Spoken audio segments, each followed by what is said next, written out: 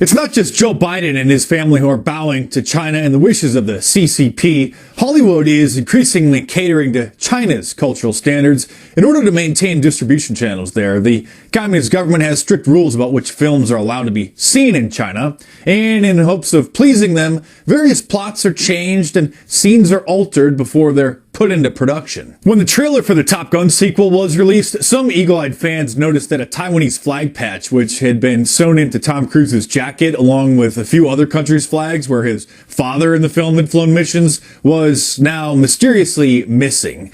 Taiwan has been in an ongoing dispute with China, trying to become an independent country, but China still claims the island as their territory, and in another attempt to appease the Chinese government, Top Gun producers removed the Taiwanese flag from Cruise's jacket because it simply being there symbolized Taiwan was not part of China, but their own country. DC Comics also censored a promotional image for a Batman comic that was posted on their Instagram and Twitter accounts after some in China interpreted it as supporting Hong Kong in their struggle for independence. Protests by separatists had been growing in Hong Kong and mostly involved college-age people using social media to organize, and some read too much into the Batman picture, thinking that it supported them, so DC Comics deleted it so that it wouldn't cause any issues with their distribution there. The 2015 film Pixels, starring Adam Sandler and Kevin James, about aliens in the form of popular video game characters invading planet Earth, was altered so that China wouldn't get offended.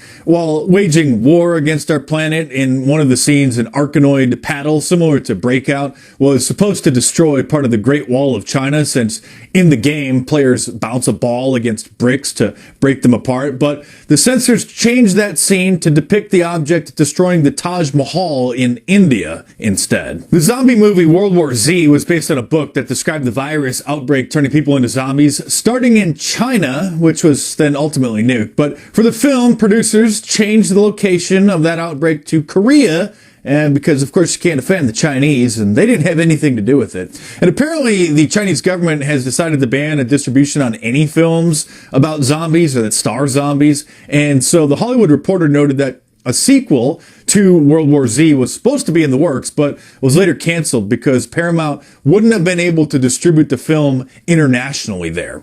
The Chinese market is huge, and if studios are pitched a film that they know won't be allowed in China, then they're now often inclined to just pass on making it altogether. So there won't be any more films like 7 Years in Tibet anymore. The 1997 movie stars Brad Pitt and takes place in the 1940s and 50s when Tibet was struggling for independence from China, but that's too offensive to the Chinese these days, and similar films may hurt distribution deals for other unrelated projects. Richard Gere's Red Corner, which came out in 1997, was probably the last major film critical of communist China to be made.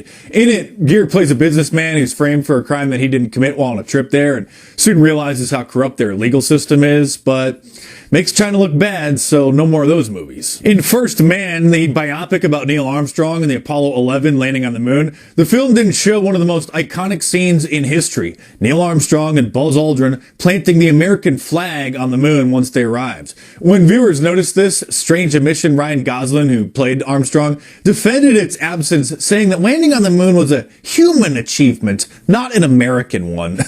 Others had their suspicions that the scene wasn't depicted to avoid making the film too American in hopes that it could be distributed in China, and it doesn't make any sense that a movie about one of America's greatest achievements wouldn't proudly show the historic scene of the American flag being victoriously planted on the ground on the moon after we won the space race. Ryan Gosling and the producers couldn't admit to the American public the real reason for omitting the scene because it would shock moviegoers across the country and perhaps cause people to boycott the movie for downplaying our own greatness in attempts to make more money through distribution in China. Hollywood stays very quiet about the lengths that they go to in hopes of achieving that. As you know, even the NBA is sold out to China when the general manager of the Houston Rockets basketball team tweeted support for Hong Kong in the midst of the growing protests there, hoping to gain their independence. It sparked an enormous problem for the NBA because their games are broadcast in China since they're surprisingly very popular there. Adding to the problem was Chinese native Yao Ming, the 7'6" star, had played for the Houston Rockets before retiring. And stars like James Harden had praised China, saying that they apologize and that they love China. And LeBron James said that the coach just wasn't educated about the situation and that he was sorry too. Yeah, we apologize. We love China. We love, playing there.